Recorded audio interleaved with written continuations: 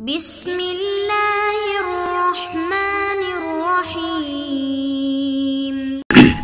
اعوذ باللہ من الشیطان الرجیم بسم اللہ الرحمن الرحیم الحمد للہ رب العالمین حمدا کثیرا کما هو اہلہ وصلی اللہ علی محمد واہل بیتہ الطیبین الطاہرین مقاصد سوم کتاب البیع سبق نمبر 6 گفتگو تھی اولیاء تصرف میں سے ولایت حاکم شرع یا ولایت فقیہ کے حوالے سے. تو اس حوالے سے گفتگو آج کے درس میں آج کے سبق میں ہم چند امور کے بارے میں گفتگو کریں گے اور وہ امور درج ذیل ہیں. پہلا یہ کہ وہ موارد جن میں فقیہ کی اجازت ضروری ہونے کا احتمال ہے. اسی البتہ ہم نے پہلے درس میں بیان کیے تھے درس نمبر 5 میں کہ یہ ٹوٹل 5 امر تھے جو بطور کلیہ اور بطور ضابطہ جناب مصنف نے بیان فرمایا تھا کہ ہمارے پاس بالآخر ایک ضابطہ ہونا چاہیے. وہ امور کہ جن میں امام علیہ السلام کی اجازت ہونا ضروری ہے، تو وہاں پہ ایک ضابطہ انہوں نے بیان کیا تھا اور ضابطے میں انہوں نے بیان فرمایا تھا کہ یہ امور 2 قسم کے، وہ امور مطلوبہ جو شارع کو مطلوب ہے، ان کی 2 قسمیں. یا تو یہ کہ مطلوب بھی ہیں اور ان کے لیے شارع نے کسی کو معمور بنایا ہے، وہ معمور یا شخص خاص ہے یا گروہ خاص ہے یا قدرت ہے. مثالیں اس کی بیان ہوئی تھی، صغیر پہ اب کی ولایت، اور اسی طرح باعث قضاوت اور فتویٰ تھا، اور امر بالمعروف اور نہی عن المنکر کہ اس کا تعلق قدرت کے ساتھ تھا. دوسرے وہ امور تھے کہ جن کے لیے کسی کو معین نہیں کیا گیا، تو پھر اس کی 2 صورتیں تھیں. یا تو یہ کہ احتمال ہے کہ ان امور کو انجام دینے کے لیے امام کی اجازت ضروری ہے، احتمال ہے، یا یہ کہ نہ انسان کو کنفرم اور یقین ہے کہ ان میں ضروری نہیں کہ شارع سے اجازت لی جائے. تو عرض یہ تھی کہ وہ امور کے جن میں احتمال ہے کہ امام سے اجازت لینی چاہیے، تو ان امور میں ولی فقیہ سے بھی اجازت لینا ضروری ہے. تو دوسری بات اس میں ہے کہ وہ مذکورہ موارد جو ابھی ہم نے اوپر ذکر کیے ہیں، ان میں سے وہ امور کہ جن کے انجام دہی کے لیے فقیہ سے اجازت لینی ضروری ہے، اس کی کیا ادلہ ہے؟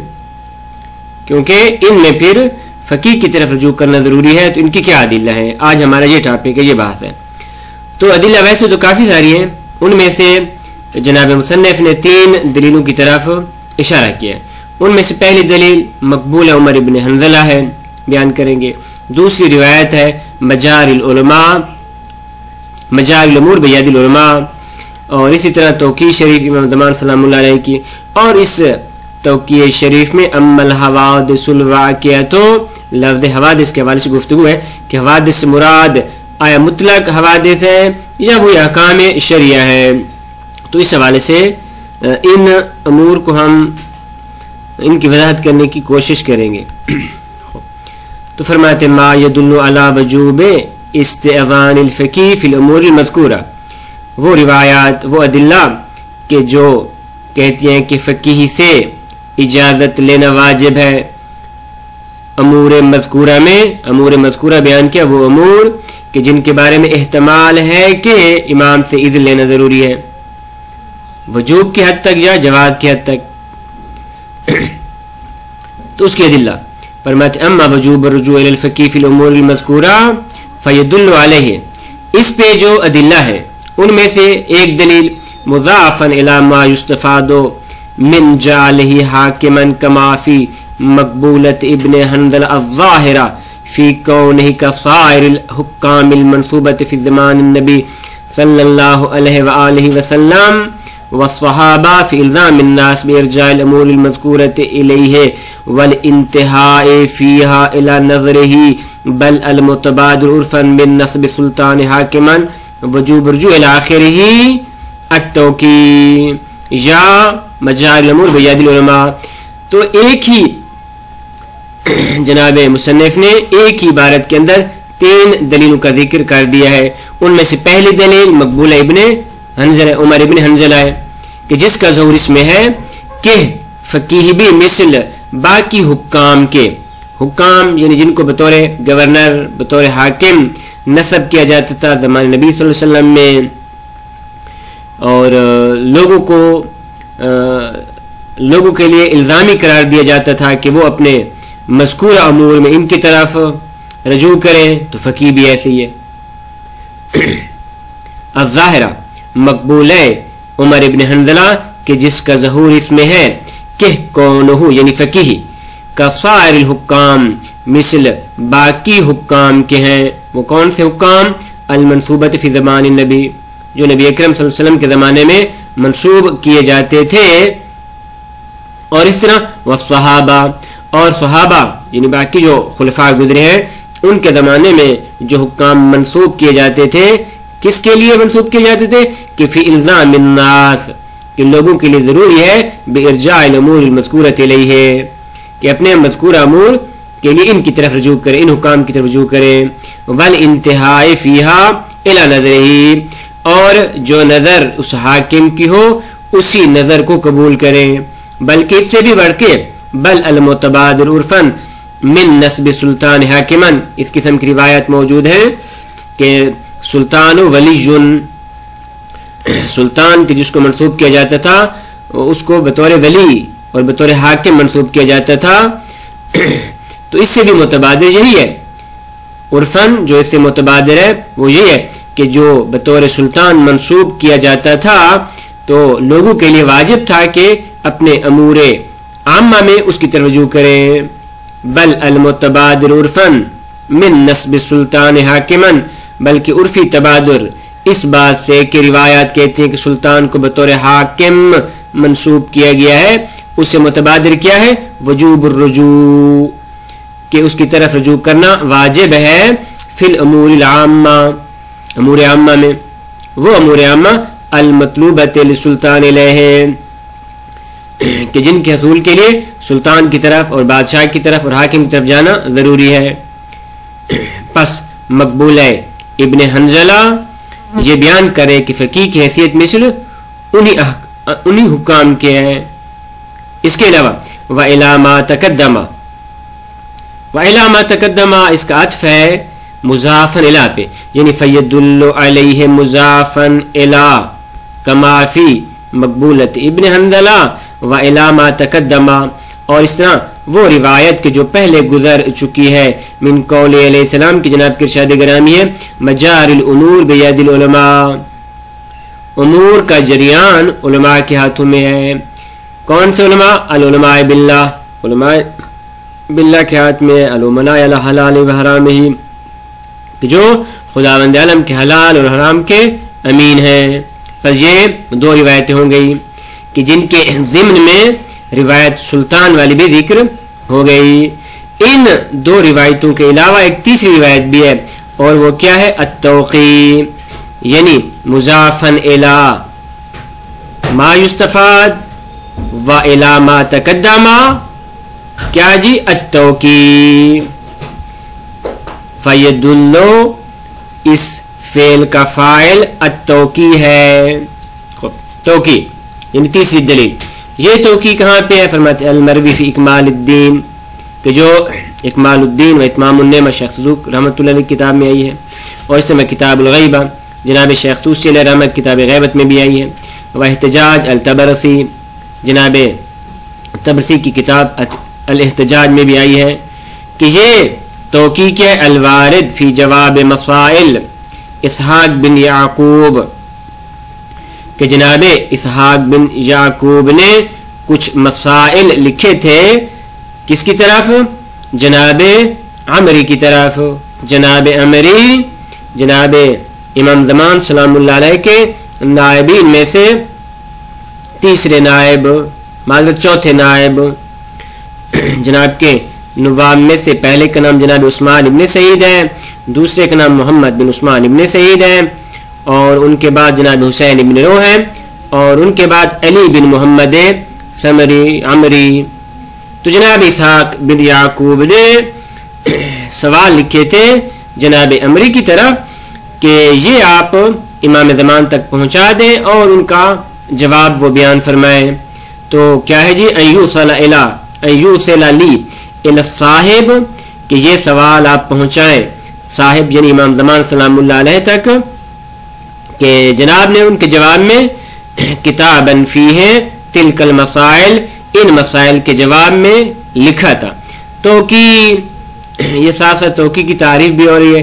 توقی سے مراد وہ خط ہے، وہ تحریر ہے جو امام زمان سلام اللہ علیہ کی جانب سے جناب کے جو نواب اربع تھے ان کو بھیجی جاتی تھی، جن پہ جناب کے دستخط ہوتے تھے یا جناب کی مہر ہوتی تھی.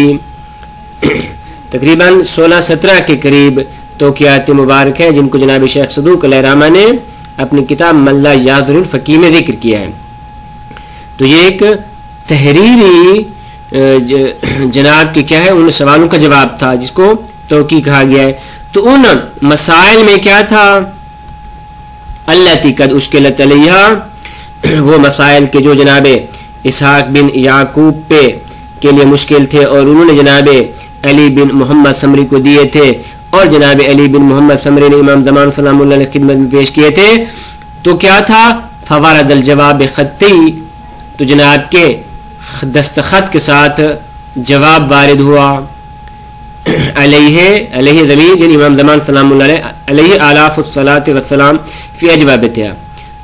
تو کافی سارے مسائل تھے جن کے جواب پیش کیے گئے. وفیہا، تو ان جوابوں میں سے ایک جواب یہ تھا کہ وَأَمَّا الْحَوَادِثُ الْوَاقِعَةُ فَارْجِعُوا فِيهَا إِلَىٰ رُوَاةِ حَدِيثِنَا، وہ حوادث جو آئندہ اور مستقبل میں آپ کے لیے پیش آنے والے ہیں، فَارْجِعُوا فِيهَا إِلَىٰ رُوَاةِ حَدِيثِنَا، ان مسائل میں، ان واقعات میں، ان حوادث میں آپ نے ہمارے راویان حدیث کی طرف رجوع کرنا ہے کہ فَإِنَّمْ حُجَّتِي عَلَيْكُمْ وَأَنَا حُجَّةُ اللَّهِ عَلَيْهِمْ، کہ میں ان پہ حجت ہوں اور یہ فقہا تم پہ حجت ہے میری اور میں ان پہ اللہ کی حجت ہوں. خوب، تو اب حوادث کے بارے میں گفتگو ہے کہ آیا حوادث سے مراد یہی صرف مسائل شریعہ ہیں کہ جس طرح عام طور پہ لوگ جاتے ہیں اور ایک فقیہ سے جا کر مسائل شرعی پوچھتے ہیں، یا نہ حوادث صرف مسائل شرعی تک محدود نہیں بلکہ مطلق امور ہیں، چاہے وہ امور عرفی ہیں، چاہے عقلی ہیں، چاہے شرعی ہیں، کہ وہ تمام امور کہ جو لوگ اپنے اس قبیلے کے لوگ اپنے اس رئیس کی طرف لے جاتے ہیں عرفی، عقلی اور شرعی طریقے سے، وہ تمام امور مراد ہیں. تو فرماتے ہیں ظاہر یہ ہے کہ حوادث سے مراد وہ تمام امور ہیں، نہ فقط مسائل شرعی، کہ فإن المراد بالحوادث ظاہر مطلق الامور، مطلق امور ہیں، التي لا بد من الرجوع فيها، کہ جن امور میں ضروری ہے کہ رجوع کیا جائے عرفاً، عقلاً یا شرعاً الی الرئیس، رئیس کی طرف، حاکم کی طرف رجوع کیا جائے. مثال مثل النظر فی اموال الکاسرین، مسائل کے علاوہ وہ افراد کے جو بیچارے کاسر ہیں ان کے اموال اور نفوس میں نگاہ کرنا. وہ کاسر کیوں ہیں؟ لغیبتین، اس وجہ سے کہ وہ موجود نہیں ہیں، دور ہے، مثلا ان کا مال یہاں پہ پڑا ہے. اور موتن، یا وہ افراد فوت ہو گئے اور ان کا مال پڑا ہے. اور صغرن، یا زندہ ہے لیکن بچہ ہے، چھوٹا ہے، اس کا مال ہے. اور سفہن، یا بیچارہ سفیہ ہے، مجنون ہے. تو ان کے جو کاسرین کے جو اموال ہیں یہ لوگ کیا کرتے تھے؟ اپنے قبیلے کے رئیس کی طرف لے جاتے تھے. لہذا یہاں پر بھی حوادث سے مراد مطلق امور ہیں. لذا وَأَمَّا تَخْصِيصُهَا بِخُصُوصِ الْمَسَائِلِ الشَّرْعِيَّةِ فَبَعِيدٌ، بعض حضرات نے حوادث کو خاص قرار دیا صرف اور صرف مسائل شرعی سے، یعنی جو بھی آپ کو مسئلہ شرعی پیش آئے وہ آپ فقیہ کی طرف لے جائیں. تو جناب فرماتے ہیں، جناب شیخ انصاری رحمۃ اللہ علیہ فرماتے ہیں فبعید، ان حوادث کو مسائل شریعہ کے ساتھ خاص قرار دینا بعید ہے. کیوں بعید ہے؟ چند وجوہ سے. منہا، ان میں سے پہلی وجہ یہ کہ ان ظاہر وقول نفس الحادثۃ الیہ لیباشر امرها مباشرۃ او استنابۃ للرجوع فی حکمها الیہ، کیونکہ جناب نے فرمایا اما الحوادث، نہ حکم الحوادث، حادثہ اور ہوتا ہے، حکم حادثہ اور ہوتا ہے.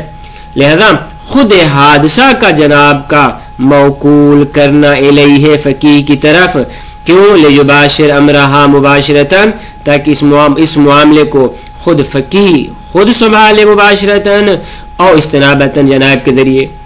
خود اصل حادثہ کا سنبھالنا مراد ہے.